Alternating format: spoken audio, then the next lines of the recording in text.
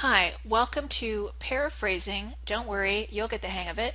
Presented by me, Molly Doherty, proprietress of the SPH Writing Center. Let's get started. First off, why paraphrase? Well, we all know the concern about plagiarism, which we've been talking about in other areas. And using someone else's work, obviously, without quoting and citing is plagiarism. However, even if you are quoting and citing correctly, when you're taking large chunks of other people's ideas and using them verbatim, it diminishes really your status as an author. It diminishes the argument that you are putting forward in your paper. It's really more their paper than it is yours. Also, it's really important that you learn how to put into your own words other people's ideas and use them to support the points that you are trying to make. So it increases also your understanding of the material. It helps you communicate it accurately to the people you're trying to reach, and it develops these really vital critical thinking skills, which you will be very happy that you have. And paraphrasing is one of those things that helps make that happen. Here's some rules of the road. A paraphrase must be entirely in your own words. Word strings or phrases of more, I've heard anywhere from 3 words, 5 words, 7 words. To be on the safe side, I go with 3 words. Must be paraphrased. And so phrases like, things like the United States of America, I think that's 5. So obviously you don't have to worry about that. But anything else, anything that seems, that is unique to that paper and is a phrase that the author has come up with needs to be paraphrased. You also want to use a different sentence structure than your source material, or reorder the ideas. These are also, it's making the material suit your purpose as opposed to the original author's purpose. So if there's an element of somebody else's work that you want to discuss, you want to discuss it in the way that how it best relates to your paper. Not that you're picking and choosing per se. Their points. You're trying to keep, the thought, complete and in context, but you want it to relate and support the argument that you are trying to put forth rather, and you're trying to kind of support your position and give credence to the ideas that you're putting out there. Also, one of the things that you get to do as part of paraphrasing is you can simplify and clarify the material, but you need to do it without changing the meaning. So for somebody, say there's a technical paper that you're choosing to cite, and you want to cite those ideas, but the language is probably more technical or maybe just a little denser than your target audience is going to be comfortable with. That's your opportunity to clarify it, to make it simple, and to make your audience more comfortable with it. But it's very important that you do this without changing the meaning. Also, you want to be consistent in your style. Try not to veer from being highly technical and very jargony to this informal kind of a blog entry kind of a feel. You really want to keep that sense of the tone of the piece the same throughout. Also, now this I kind of have some mixed feelings about, because some things I read say that we should do this and others not so much, but the book that I value a great deal, and the author whose information I'm taking in large part to inform this presentation, Robert Harris, really feels that your paraphrase should be approximately the same length as the source material. I want to add a little caution there, not to get hung up on it. You're not looking for a word for word kind of oh, I'm using 250 words, the original source, and I'm going to use 250 or 247 or something. It's more important that you accurately describe and interpret the source material rather than get hung up on the word limit. However, not limit, but the amount of words that are being used. In part just because you want to express the ideas correctly, but you don't want to cut things off, and I think that's why he's trying to tell you to keep it the same size, because sometimes people, they oversimplify or they summarize when really they should be paraphrasing. Summarizing and paraphrasing are 2 different things, and we're going to get into summarizing in another presentation here. Here's some more rules. Watch out for incomplete paraphrasing. Sometimes people, they kind of gloss over some things, and so they change some parts but not others, not enough. And again, you're looking for word strings of no more than 3 words, or certain key phrases that are just sort of unique, and you know them when you read them, that sound so unique to this author. You need to change all those things. It has to be your voice. It can't be anybody else's. So just make sure that you're complete, that you don't kind of, oh, well, that looks good enough or that's close enough. Make sure that it is new. Make sure that you don't add your own interpretation of the source material into your paraphrase. It's really important that you just represent the author's ideas completely and accurately. You do not take that time to evaluate or analyze it as it relates to your topic.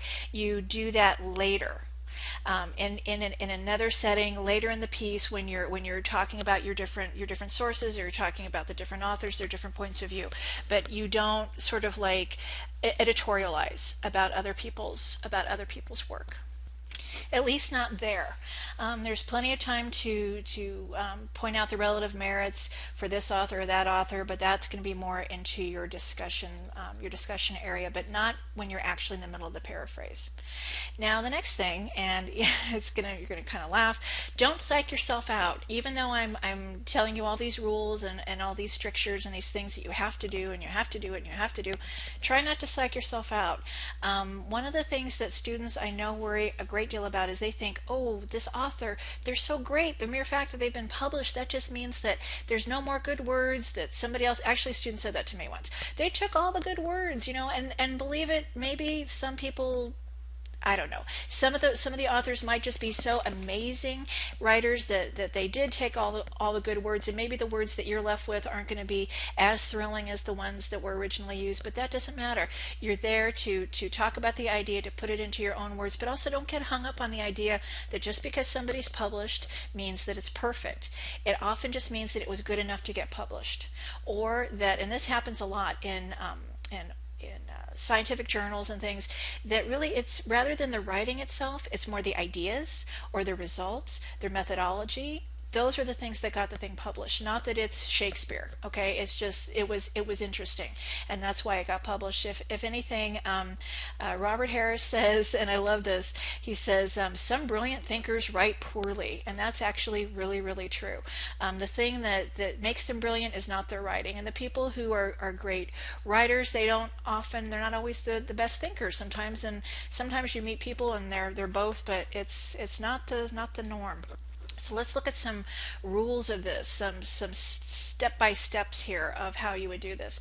First of all, it's really important that you read the passage. You need to read it not once, not twice, not 3 times. You're going to read it several times. You're going to read it at least 3 times, 5 times, 6 times, as many times as it takes until you feel completely at home with it, completely comfortable with it. You're comfortable with all of the words that are being used. If there's a term or some phrase or something, some word that you're just not comfortable with or familiar with, you're going to look that word up and you're going to get comfortable with it, because it's really important that you almost metabolize this material and understand it so completely that you can stop in the middle of whatever you're doing and tell somebody about what this person is saying and do it in your own words. And the only way to do that is to read it and really just squeeze all the meaning out of it, understand it completely.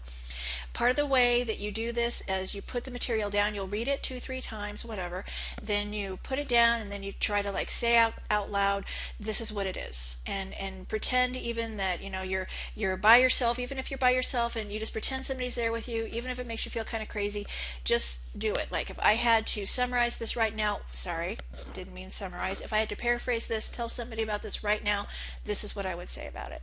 And do that until you really feel like you've got a handle on this material. Okay, so you're going to look at the material, and you're going to look at it after you've done some of this run through business and see how accurate these first attempts are. Or were, or I think I just lost my grammar there for a second. Sorry. Okay. Here's an example source text that was given by that was used by Robert Harris in his book that I'm constantly going to be telling you guys about. And what I love about it is that it exemplifies what we're talking about, all about the value of original thinking, but the idea that original thinking is truly original. There really isn't original thinking in the way that we tend to kind of put it up there.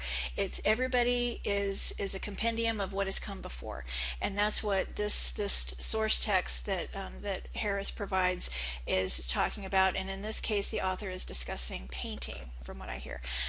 He says, invention, strictly speaking, is little more than a new combination of those images which have been previously gathered and deposited in the memory.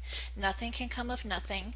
He who has laid up no materials can produce no combinations. Now again, this guy's talking, who I've never heard of before, Sir Joshua Reynolds, whoever he is. I'm sure he's very famous somewhere. He's talking here of painting, but you can say that of anything. You can say that of books that you've read and TV shows that you've seen and music you've listened to.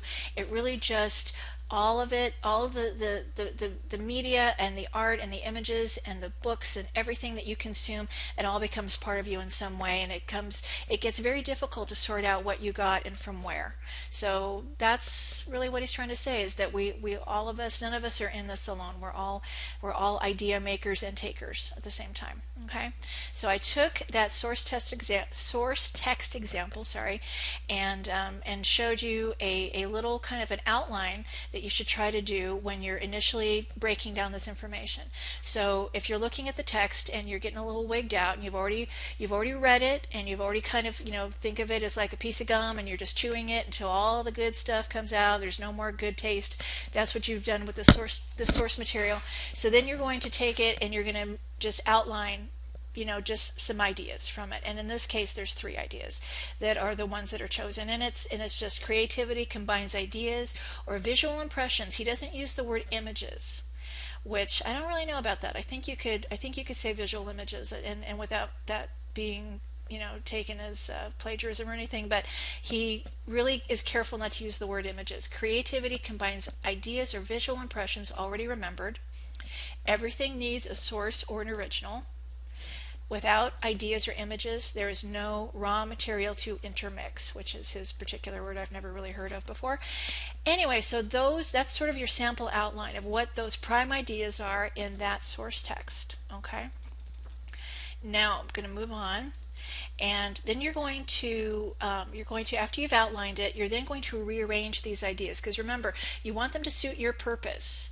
And you're also, it's really 2 things. You don't want to mimic the original structure or even the order of some of these ideas, in part to make it more original, but also you have a point that you're making here. So you don't necessarily have to do everything in the order that the original author put out there. You can rearrange it, as long as you're careful not to misrepresent his ideas, to talk about all the ideas in that passage, and don't leave anything out, or don't try to change it, or just take out things or leave things out that better support your point, because that's not being honest. But you can rearrange them, and you should. So here we did the first, second, third ones that we just talked about in the previous slide, and now we're at, instead of 1, 2, 3, we're doing 3, 2, 1. And it's just, this is how you're choosing to start off the argument. Without the stock of ideas, there's no raw material. And then we go back to everything needs a source. And then we have the creativity in painting is an act of combining visual images. Blah, blah, blah. Okay, so just kind of moved it around, maybe a little randomly, maybe a little arbitrarily, whatever. But it's to create your own pattern, as well as find different uses for the ideas somewhat, but also to create your own pattern and to help create your own voice. Okay, so now we're going to move on to writing the paraphrase. So very important, without looking at the source material, use your outline and your memory to write the paraphrase. Now, this doesn't have to be the final product. You can and should revise, but this is your first shot. So you've taken your outline with your prime ideas in there that you want to use as the building blocks for your own paraphrase that you're going to be coming up with. And here is the sample paraphrase that we end up with. And we're using APA style, because that's what we generally use here at the school. So this is what we end up with. Reynolds, and then we have the APA citation for the years, tells us that without a stock of ideas, the artist will have no raw material to create their own ideas, because every creation needs a source. You see how that is just woven in the outline material that you just did from the earlier slide. Then you finish with creativity in painting is therefore an act of combining visual impressions the artist has seen and remembered. And then you have the page number there, and that's APA. So you see how those outline ideas turns into your paraphrase. And again, you can continue tweaking this, and you can play with it, and you should, because you want it to say what you want, and you want it to represent what the original author said without changing anything. You want to restate it in your own way and in your own voice, but you want to do a good job. So take a couple cracks at it until you feel comfortable. Then you want to check the result. After you're happy with what you've written, compare your final paraphrase with the source material to make sure that you've completely preserved the meaning of that source. So you haven't left anything out. Say they talked about A, B, or C, and you just sort of left out C. Well, no, you have to talk about all of it in that passage that you've chosen. Also, be sure that you haven't used the exact words or phrases from the original text without meaning to, because this actually does happen, especially if you've been reading it a lot, because you had to read it a lot to chew that piece of gum and get all that good flavor out of there. You will have read the words, the phrases so many times that they might just sort of slip in without you meaning them to do that. So make sure that you haven't inadvertently done that. And then you want to make sure that you add the appropriate citation, because remember, even when you're paraphrasing things, you're still giving people credit for their ideas. You put them in your own words, that's great, but it's still their idea. Okay, so you have to give them the citation, and there, we still show the APA style. So, this is something that you have to practice. It's like a muscle, and it's something that you will get better at with time. So I urge you, be patient with yourself. It does take time. It does take practice. It's not going to happen tomorrow. It's not going to happen day after tomorrow, but it's going to happen, and probably sooner than you think, but you do have to work at it. So it's not something that you can just sort of sit and meditate on it, whatever, like it's Zen or it's some sort of, whatever. You really do have to practice it the way you would if you were learning a new sport or you were learning a language or something that takes some practice. So in my very deep words here, I say it might not happen tomorrow, but you'll get it, and once you've got it, and isn't that, boy, aren't I a philosopher? But anyway, it really will happen, and I'm here to help you learn how to do it. So just don't worry, you will get it. I mean, I subtitled that for a reason, because I know you will. Here's the reference, the only one that I used here, and this is good old Robert Harris and his book, Using Sources Effectively, Strengthening Your Writing, and Avoiding Plagiarism, and I urge you to get your own copy. My copy is old, but it's been kind of redesigned or whatever. The latest editions, I don't think there's been any substantive change in the content. It just looks nicer, but I'm cheap, and I got like a cheap copy, so there you go. But it's a great book, and I recommend it highly, and I've used it for for all of the plagiarism stuff that I created, and this paraphrasing thing, and I couldn't recommend it more highly. So anyway, this wasn't so bad. I know it might be a little scary, and I know you guys worry about this kind of stuff, but I urge you not to. There's quite a few little tools in your toolkit that you can develop, and this is one of them. Paraphrasing is one. Learning what to quote and how to quote it, that's going to be something else we talk about, but it's going to happen, and we are here to help you succeed, so I want you to realize that. But anyway, signing off, it's Molly Doherty at the Writing Center, and I'll talk to you guys later. Bye-bye.